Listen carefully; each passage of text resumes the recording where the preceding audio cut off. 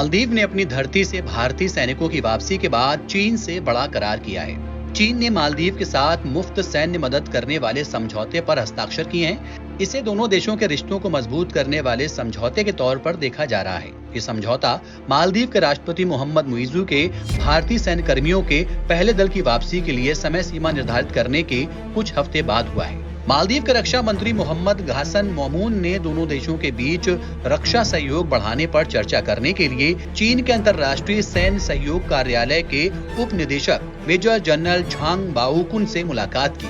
मालदीव के रक्षा मंत्रालय ने अपने एक्स हैंडल पर पोस्ट किया।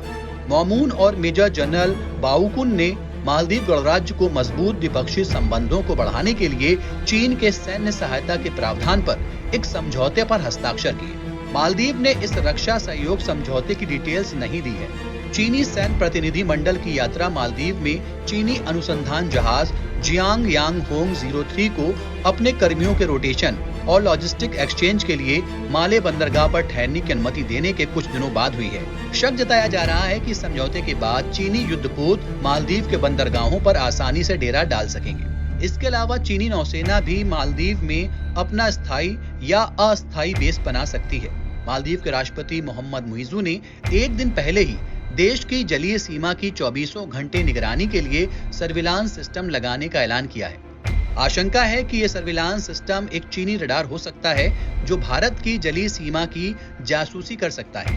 मालदीव और चीन भारत के लिए हिंद महासागर में मुश्किलें खड़ी कर सकते हैं। 5 जनवरी को श्रीलंका ने चीन के इस जहाज को एंट्री देने से मना कर दिया था। श्रीलंका ने इसमें जवाब दिया था कि उसने अपने पड़ोस में चीनी अनुसंधान जहाजों के रुकने और महासागरों से डेटा इकट्ठा करने पर भारत की चिंताओं के बीच अपने जल क्षेत्र में प्रवेश करने वाले विदेशी अनुसंधान जहाजों पर 1 साल के लिए रोक लगाने की घोषणा की है। इस चीनी अनुसंधान जहाजों के काम में हिंद महासागर क्षेत्र में सैन्य उद्देश्यों के लिए विशेष रूप से पनडुब्बी संचालन के लिए डेटा इकट्ठा करना भी शामिल है। चीन के विदेश मंत्रालय के प्रवक्ता ने पहले मालदीव में चीनी अनुसंधान जहाज द्वारा बंदरगाह कॉल का बचाव करते हुए कहा था, मालदीव में चीनी सैन्य प्रतिनिधि मंडल की यात्रा भारत द्वारा पुष्टि किए जाने के कुछ दिनों बाद हो रही है कि तकनीकी विशेषज्ञों की उसकी पहली नागरिक टीम देश में उन्नत हल्के हेलीकॉप्टर का संचालन करने वाले सैन्य कर्मियों की जगह लेने के लिए मालदीव में पहुंच गई है। एनबीटी ऑनलाइन की रिपोर्ट।